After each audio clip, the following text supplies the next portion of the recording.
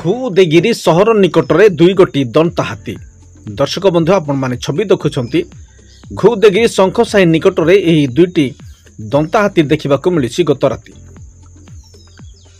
विगत किछि दिन हेब यह हाथीगुड़िक घुउदेगिरी अंचल में प्रादुर्भाव देखा बेले गतकाली राति समय प्राय 11टा ये दंता हाथीगुड़िक घुउदेगिरी शंखसाही निकट में रही देखा मिली। यह हाथीगुड़िक पिड़िका महादे डुगुड़ी एवं डुगुड़ी आरपारी शंखसाही निकट को आसी सूचना रही। सहर को मध्य दंता हाथी बा जगली हाथीगुड़िक पलै आसुथिबा सूचना रही। लोकमानक मध्य कोकुआ भय यही हाथीगुड़िक ग्राम को मध्य सहर को मध्य पलै आसुछंती।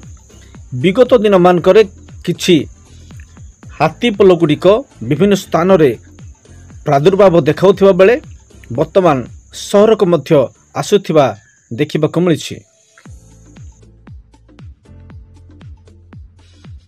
दर्शक बंधु टिकिनिकी खबर अधिक अपडेट पाई टिकिनिकी खबर को सब्सक्राइब, लाइक और शेयर करने को भूलिए नहीं।